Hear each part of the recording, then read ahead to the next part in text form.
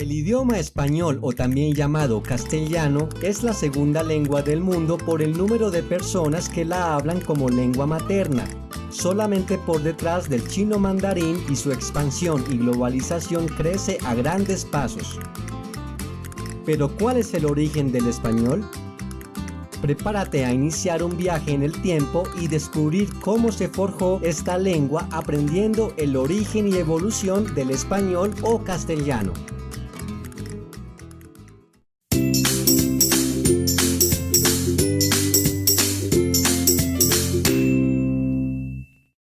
Según la Real Academia Española, el vocablo español procede del provenzal español y del latín medieval hispaniolus, que significa de Hispania, que era el nombre con el que se conocía en el Imperio Romano a los territorios de la actual España y Portugal. Al igual que otras lenguas romances como el portugués, el catalán, el gallego, el francés, el italiano y el rumano, el español o castellano proviene del latín, ya que gran parte del territorio de la península ibérica fue conquistado por el Imperio Romano. Sin embargo, veamos quiénes estaban en estas tierras antes de los romanos.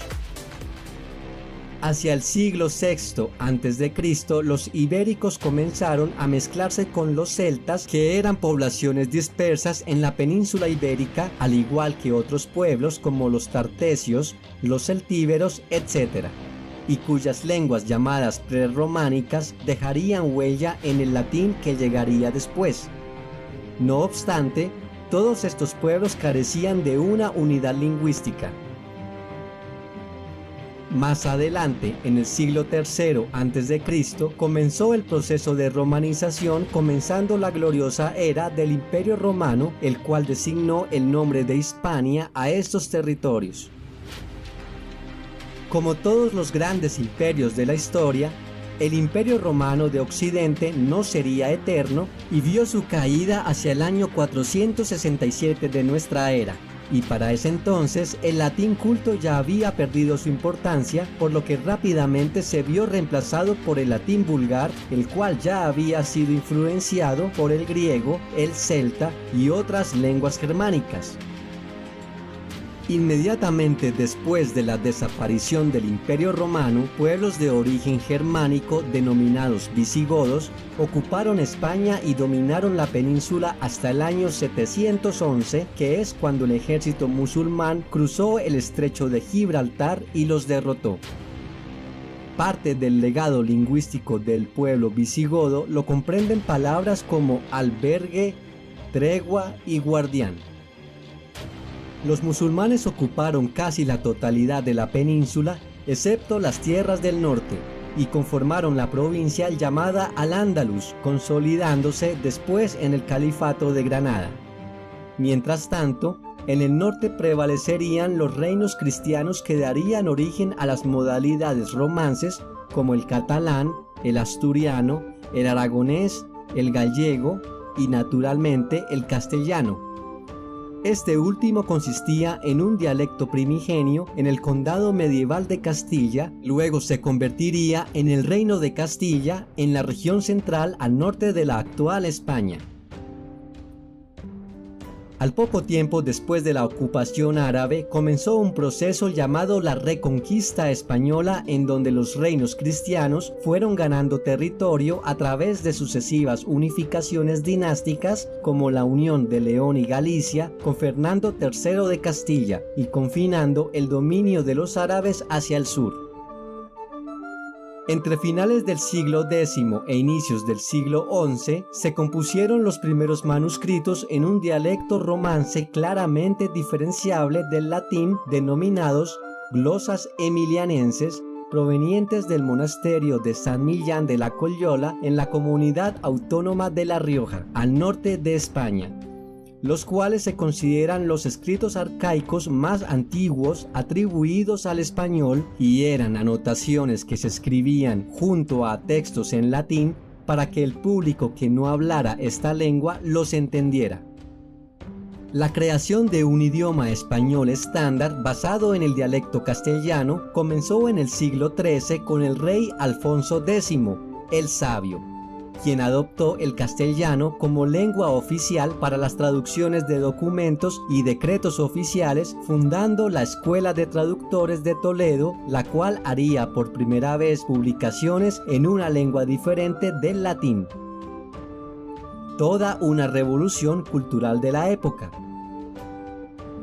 La consolidación del castellano como lengua oficial de España surgió a raíz de la unión marital de la reina Isabel I de Castilla y Fernando II de Aragón, quienes fueron llamados los Reyes Católicos, y finalmente hacia el año 1492 estos reyes lograron desterrar definitivamente la presencia de los árabes con la toma de Granada, que era el último asentamiento musulmán en la península, dando fin a más de 700 años de ocupación.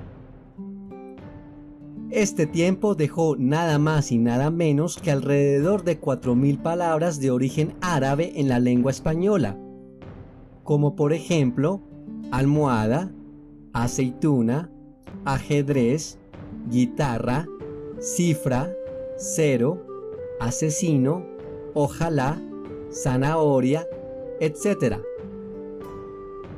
Al tiempo en que los moros fueron expulsados de España y se celebraba la unificación de los reinos españoles, Antonio de Nebrija publicaba su obra Gramática en 1492, considerándose como el primer tratado de gramática de la lengua española y el primero de una lengua latina europea.